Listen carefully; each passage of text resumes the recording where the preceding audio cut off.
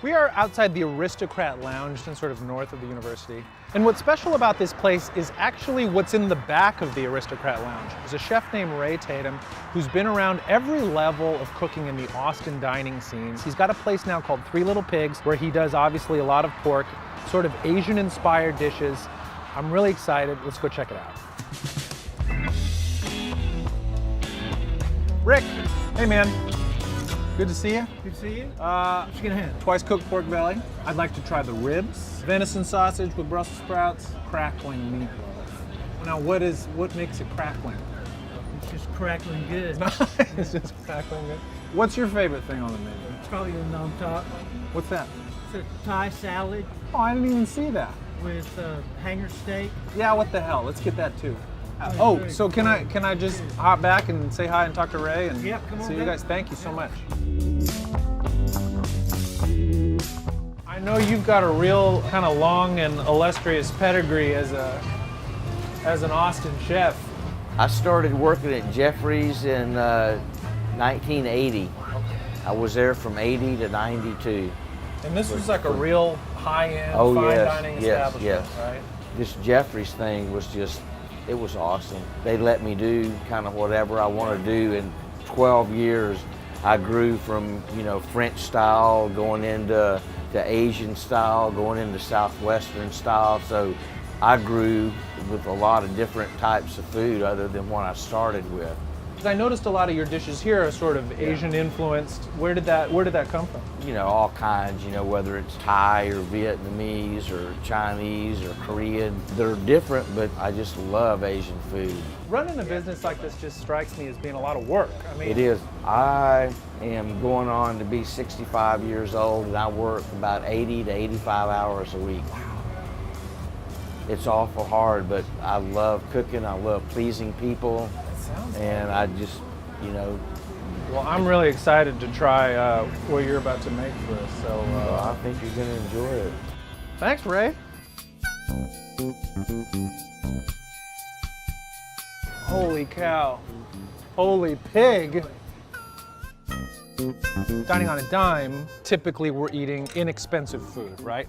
But it's a rare treat to be able to eat things that are on the level of fine dining.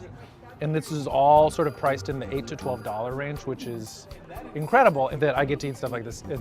I'm very happy. So we've got here venison sausage, fried, Brussels sprouts as well. When I asked Ray, hey, where's the sausage from? He's like, I get it from a friend. It's really smooth and it's almost porky. Like I'm surprised that this is a venison sausage. All of this we saw, so all of this gets dropped into the deep fryer, which is a treatment that I actually really like for the sausage because it makes it kind of curl up. So it's almost like you're eating like a little pepperoni cup or something like that. Number two, this is the crackling meatloaf. This thing is straight up blackened on the outside, which I really love. This is served with collard greens, mashed potatoes and gravy. It is so sealed, crunchy on the outside, like fall apart moist on the inside. That bacon wrapped around the edge gives it a nice smoked flavor. I mean, meatloaf is just comfort food, right? It makes you feel safe and like you're at home and like you're at your mom's table. There's this really nice sort of fruity, acidic sweetness to the greens. The twice cooked pork belly with bamboo shoots and with mushrooms. The pork belly is braised and then stir-fried. It's spicy. It's got fermented soybeans on top, which gives it that Asian persuasion, you know what I'm saying? The pork belly itself, super crispy on the outside. What's nice about the way that this has been so thoroughly cooked is that so much more of the fat has been rendered off, so that it's much more like a solid piece. We've got the hanger steak nam tok that Rick recommended. Thai basil, lemongrass, fish sauce, onion, garlic. The hanger steak, it has been seared on a charcoal grill, cooked beautifully, medium rare.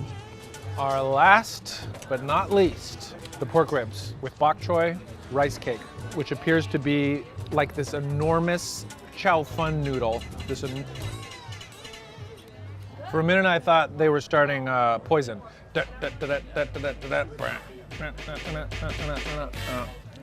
This rib has this beautiful, sweet, soy-based glaze on it that is like really imparted and infused in the meat. The ribs themselves, to quote an early episode of Dining on a Dime, falls off the bone. Balls off the bone. One of my like favorite kid memories growing up, we took my whole class on a field trip to this Chinese restaurant downtown. It was one of my favorite places because they served these chow fun noodles. And for whatever reason, my entire like 5th grade class was going. And I remember and simultaneously also being really embarrassed because like when you're like the only Chinese kid in your class and everyone thinks like you're weird and the food that you eat is weird and the way you look is weird, you definitely feel really self-conscious. I mean, it's all good. Like, you know, I've gotten over it, but it's definitely something like it's a food that I will always be able to eat. Like I could not eat another bite right now. I'm so full. When I get these little like rice noodles, these little chow fun noodles, I could eat this all the time. Overall, I'm just so incredibly impressed with this place. Ray's an amazing chef. Cooked some of my favorite food I've eaten doing this whole series. This is such a wonderful place, 3 little pigs in the back of the Aristocrat Bar. I really hope you've enjoyed this episode of Dining on a Dime Austin, and if you would like to watch more, please click here to watch. Just kind of stumbled out of the bar after having a couple drinks, and we're gonna go get some food. We're gonna go visit this guy named Rich, and he makes really delicious Louisville-style ribs and chicken and hot links. What brought you here? You just visiting? That is so good. Isn't that good, right? Balls off the bone. You got a fan right here. That is so good. Damn. Damn.